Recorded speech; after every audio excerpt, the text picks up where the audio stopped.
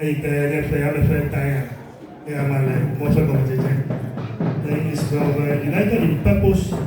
investing in people infrastructure sustainable national development na igania watu wa modo na susuli kame alo no americano ya to wa ya do ya pe korengo do ya pe no be wona ai ke le fia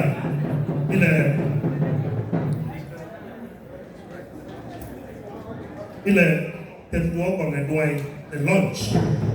e che vuol dire non lo io tutti le due ya acque mi aveva proprio detto che mi aveva avuto un tipo la regional minister e mi che da tutto si sarebbe trovato e tu bandiole quanti executive tu come le fia mi aveva come fia le fia aveva amuga utu ne kipora che prendono hanno dei Stephen Aduma carica e dio kuwa me dio kuwa da quanto aveva regional minister prendono aveva utu ne kipora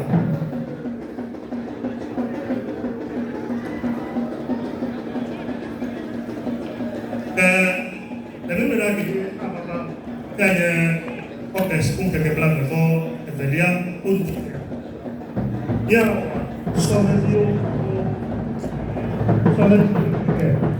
che appunto nella sola appunto guarda uno che ado yon to beto a me allora però non ti buio non va a ma foto awo na be enyam se to amenu ike oji ba wa wona awe ba ma no ndo re ji du de ku be wa to tamia awo wona le spun che bla de bo si e lì la indica si e la ho tecnica sopra allora auditor la tecnica e magari yato tawe afadhali ya wapo wanaoji wapo wanaotaka mama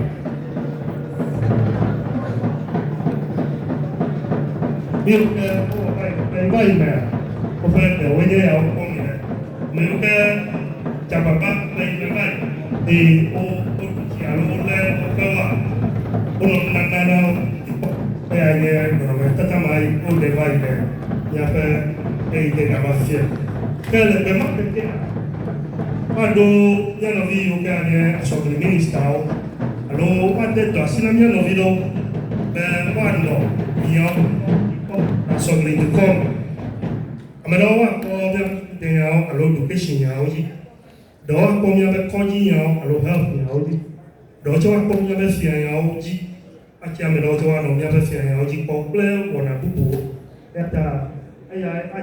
ya no vio que wa batia o fait de fia the market, the whole technical university.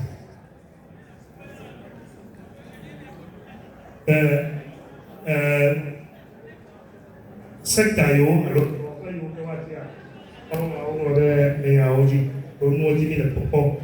education and skills training. Mais tu lo studio de yao, parce qu'il doit faire bien yao. Mais au cas où tu vas payer, neva, tu vas payer près de payer yao. Uva kwa dunia no vilo kwa nye kaya oji kola kaya mikale jibe wa tole dudun kaya dudun koro ni sebai to cho ko nyame na mesese ya oji ple de dino no ya oji alo chache nye ya oji do cho wa no dudu wona nya pe kadudu la me bu ko to pe le beta du ko pe nya wa awo dudu me lo cho wa no nya pe do wo yo ke le mu gan to so grin to per mi aver tu uomini sono tu come hanno un po' e me glebe quando mi hanno video che quando mi avete con io che di qua a me abbia solo te quando mi hanno video che hanno solo te per oggi qua per tu mi dai che ok spero che bla bla si che li ha per dica dremme et quel est le modifia, mais les bouts, il y a des gens qui tombé, lui et les liens, fait bon. Il y a le siam et qui ont obéi à il y a beaucoup de tombé, des liens, les liens, fait bon. Et tout ça, il y a bien tout. Il y a un comité méga, un peu l'ami de Mabre. Et il y a un nature à Vacho, il y a peu de alors il y a peu de hommes. Les bien fait mort, il y a un radio station là. Mais comme on vient comme on le on a mamé, na siam. Le premier au Kenya c'est pour la, il y a des couverts, na nos vieux et que merci wa, et à chez les gens. Et il te va y a, oh non mais tata là yo, il est pourquoi il me toi, il te va y a, oh dove trovo, e io che non so tu kan pitu, il y avait fait ici les cas, tombe yo. Ple bebubu. Saya baca jaga waktu ikannya sebagai maraton. Le September mungkin ke gato. Dan jangan macam cito apa hubung. Abang dia ikut le mau wanita, mau walau pulau bentua, luar wadah. Mà yêu cái là quần áo chỉ còn ủa đủ đâu mà mai mẹ hay của anh cái con này quan là một bộ cái quan trọng tổ quan yêu cái chỗ hội này tôi cái chỗ mình bỏ tổ nhà nó vì ambulance anh nó thì nhà về police yêu cái nhà về NTG đó nào bắt cái nhà về mai nhà phụ đề này tu phụ lại cái kiểu cái thằng yêu có sẽ về drill yêu anh nó phụ chỗ chỉ tổ abajo alegba agoferia ya de kukube eni ya pale wona ya tefe kola ya to aba glongo aba register le cha to ko ko melo ei te vai le pe vai ya mai le no ji ya ni le ko ei ta lo va doa o na le o la su ko o va bu tu fo na avete nel pollo modia la settimana che attualmente per che cadrea e anche da un po' per una che una dei che ho detto ma va fiam come to tu prendo sia la ve che si deve vabbè e non giri che mi avete come cagneo tawa wafiano len mede now mon ko kwan mai an ma mesia mesi be biafra nyebe we ave de vi nyando alu sende ko mo tam dia nyan ne si o be le wona mate pe no be pa de now wi taw me we lo me mi taw we la ado pitin ya la ke satin ma o ke wolia diga wolia Tapi mau kemudian pergi keluar. Ya wajong ubah asal bukan keke. Ikutnya no seseno tu kan bukan. Yoke apa pun na nyonmu vito nyonmu. Kemia itu lebih dia nufma. Ia berani nyonmu lebih baik tu lebih betul. Tapi ada bukan tu cakap jabak berdoa beri. Tapi lebih bagus. Apa pun ni. Saya ini apa yang orang lain ni pokok. Kan lo apa lo mama, fa masih, mama jalan baru. Apa yang orang saya orang saya si orang. Itu orang nak buat. Dada orang saya kita apa dia berwajah warna apa. Apa dia apa lebih beda warna apa. Tak, yang tu diperlukan juga oleh ujian aku. Apa namanya? Apa dia telefon. No dia berwat dua aku dah akan dia telo lalu dia tu apa ke tapi belah macam satu bau kebiasaan dia agak dia berlangsung soni le hukum dan dia berlangsung tutup dia betul dia berpenggali ino dia bertrafalgar. Yang contohnya Whole Teaching Hospital il y avait Trafaga pour la Messia, il y avait Kogaji, le maillot, il y avait des appels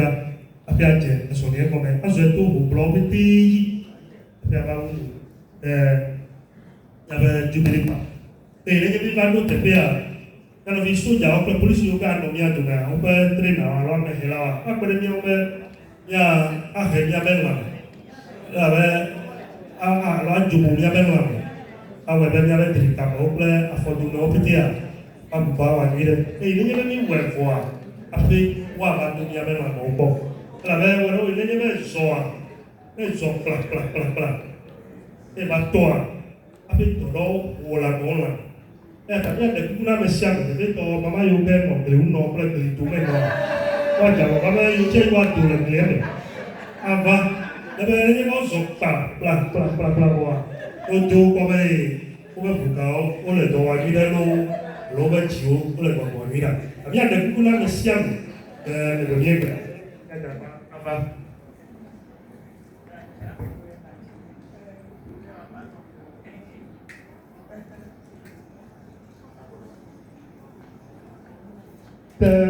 Quando dopo le mia per fiassare con le prima che ne mi nyawa so so voglio avere uno qua la mia per fiassare con e lo che vai a tutto mettere ma mi detto po che settimana io la settimana poi che Adrelia Gia io anti corruption forum. Nella via che nyaiao all'ognanuccio come per abbiano per detto lei che la fede mia petia pa un amico era anti corruption forum pa un nemi e molto quando per mia abbiamo ma che non va cose per va do inglese verso che va ma abbia le problemi quando me ne follow che è inglese per e poi va do na ne be mi le wo a ibe be mi akọ hajiji wona o ate meserika ala be abele nke mi bubula ifia ne be mi ka banna be bubu hare ke ba bubu ne mi ya bubu na be vida ifie ati ya ta ne be mi le ufo wa hajiji wona o twa no yi ne mi ko break the car hajiji wona o to mi no bi haji ha vo yo ke no bi Center for National Culture to pa pe de mi anwa waji hadika alofe demeneni kopo ba klo yamechulao lo jeji suvesea ya de kuwe mi auto che ya jeji de ya rokosi akaro ko mi au ma ja ba wa ka mereko ebe ya pitinya seha anam ya be mako ebe jeji onto o ba yo le yo bele ma lo le yo be kujia le be o we nyide klo me we nyiro chela ya pitije ya twanya ale be ma be ya o le to que septiembre fue que vi si la calle no me la idea nada ya ve la cultura le cambiano varie colonia varie volte mi hanno visto la cultura mi ha detto da cultura me viene ada cultura me viene ya de gare no me siamo e to mi ha detto si vuole le idea ya se podía cambiar lo que cambió todo este base se prepara para hacer resist competition hay tabaco competition lo cual me llama poco ya ir de dumu haga po de dumu yo que le tienen cuál no le fai mai de todo lo que le poco ya de una ya pide le más ya pide ya que le posible que mañana septiembre que plan de día tu va a ver un momento de problema la distancia vlome wonao aje ko bele diga dre e aje wona pe competition dito na nya be si bla nya be fi au tu to bla nyon to diga dre e aje wo be kom be competition do me to i ta ma ne ka wo be ku fa pa ji le ta nya de ku be na be si wona ma e wona anoji le to be de wi ne lia pe pom nya de ku be nya be nya de si ya o wala de ya o que de conto a la posibilidad ya o ate que la cura septembre après que Kebla Revo et Tonliadi, fait diga et woman. Il a bien pété, il a bien pété là-bas au Technical University, au programme, alors auditorium, il a bien volta économique folle. Maintenant, il y a un peu de garantie, alors il y a gado walau nyalawa apa awat besusu nami nyapite nya jero nya besusu jaka nya pa da wo nke awebe nya pa ko we nya bia to nya be wa pa to yi nya no vi o ke ko le no jigila o nya me o ke o tu me to no plan me pupu pa va ava no na ma te be ni nya no vi o ke be ti ba jadi anomnya tuh memang katanya ada tujuannya apa ya itu kan losia yang apa sih penama karena yang lain kamarnya setiap malam ketebla berbo Indonesia yang cici konu alun babla konu le wepe aveni obiato asafo ano pasa kufia wepe prote ya ide konu ma wepe ke sedede le e sedede ko yebe te pe ma ya nyonu medio ya de kuna nyonu wa na fe na no da da na chu kwa ba ko so konu to fe ma wepe de mari ya nyonu medio ya jangu na nyonu medio ya de ku ba nyonu wa de ro piranga e ya no ni cho me ja wa yi ko ikele babla te pe yi wa ayi koma ade pepe ave ayi pe bubu leke ava tu mebe ava jo le fila be kenye c'était marrant que Kebla Revo tolia dia lundi da sietinga ya pe regional chief imam le wa mo a promia no vil muslim legal ava tobe de bien de ya pe pon ava tu bera de tu conta ata pene mau le ala de tu conta e dia tu bia pe si tu ma ba ne ho si be ya ya be bia na tu ya va ava be ya per na vi mostra to le tu conta per mai be to e a tu pone ya be un po' mo di le fie le domande che ne fila be ma e che yu be ya che ne se ma un che bla vo tolia per doga ya pete ya petare arentisi pom e fe ma ya puro buha la ha bo de siale e la pakia inde ku gane be baba ko au to fede afia mi fifie e ke o be amesia me ke ma ya kwante ku la a to ma pla do fa be te yu wo ne ya ko ele ke ya to mi ya mi de pa ja ba mi ya de no sigiri be me de ma gbe beauty pageant. Alors show yourself pageant. Akan you can eat the alo mi globo me da wo. E ya e ya no fido wa wo. A frate ni me ya kwa de udo kula na te mi kula. Apla ya ba u ke ava jara ni a de fia mi ko ina. Ina do. Eba le kani ba le na. Aya. Le te yu me ya to mi por la betata i ba i ho. No me yo le te ya ba sa bu ya ole. Apel le ko we. La me bu yo pete lo me ke le ke ni le kwa. Na to mi po. E hige me che ano po me ma ko.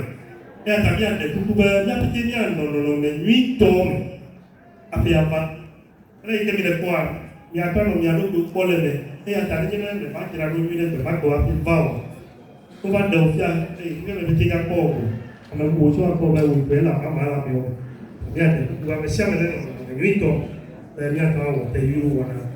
a vivi ajeji que la même là il y a certains marrons que Kebla Revo a derrière dia de ma benye jaou alo tekbe jaou alo tekbe ma be le do alo kono no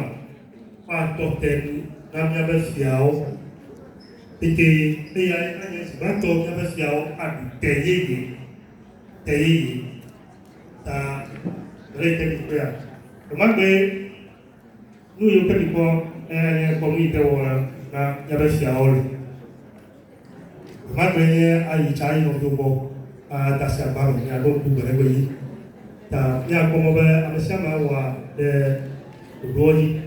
tele be ma gbe keni be mi le ko mo wa bobo bo bu fufu alo bobo carnival ya che anoji te pe pe ko bi yo be plaimba alo ipi ba kwe pa ero vi bobo bu fufu ha wa di chare ko me bi de ado bo bluasa e le nyewo do bo bluasa mo ala pere plaimba pa alo ipi junior high school pa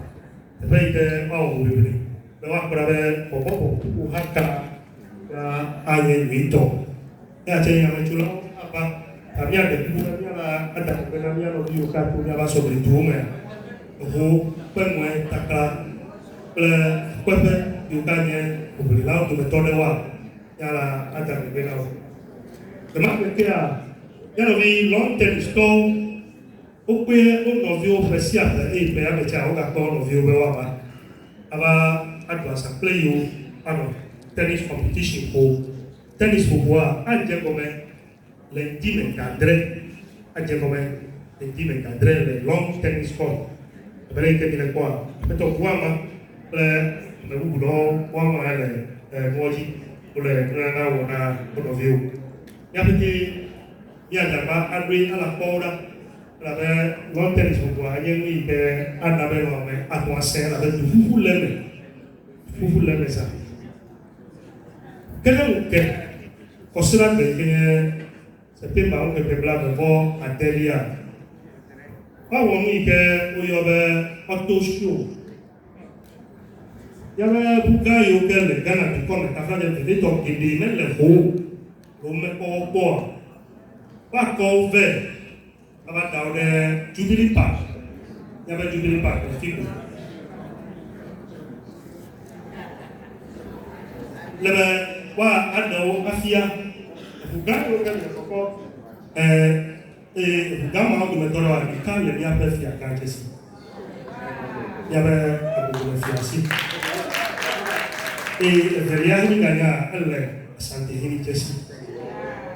ta ba ko mo do metoro ple bu ro lam mujin alo bu ko gano lo si no yo lambuji lambuji pe ko be ya ko ya ko video ya ko video wa ko wa ho wa da o de ya ba Jubilee Park le fi ta mi ade ku ne be ta fraje o wo ko na fi awo o da si me pete wa abi ja ba ko bo e ke to e atwa to ka ple bo jira la alo bo wa la wa atwa si ji bo wa da ba ko wa pe be na wa ma ko be atwa ano me vire ko ako ako sai be ma be sha wa ko wa fie ka ke wa tro wa tu na wa ku we jire nya ko tare be mi lo jiri ko te pe anyo be ni ya wo ya be ndi ko mo vo kula ya ba ko ba ji kana na me nya wa pa me lo chere ma cha pa me lo chere ma cha abe ya to ni kwa quando ancora me altro tu mi dire qua ya e non lo ne ta mia de due a siamo di guarda buon ma o mi poco ta mia de due no lo dia ya va ai alla porta le ya ora che va ne ottobre con che quanto per dica ume le fiao be ta pepe ai ji le fiao che giocano Togo le Benin e pe ama mile se be to ko bu be o te me to agababa e ma yo ko ha ta ma de ku fia yo pe le alo fia yo pe ko pe pe do ko la ya de ku be ya awo lu le samite no lo ta ke ko mi la ya ne pe va i to pa pa do yo pe o de o are mo ji mi ko picha tu vito i delle luna ya pe to ko fia o yo come ma picha quanto me le dura tomo ya clasu novio yo man no tata tu pito tamia de si ayo pete wala me ya ka ano pe susu jira ro ba jira pe susu na ke wala o to ai le fila octobre 24 lia abu fia to be apete wi ne lia klo fia opete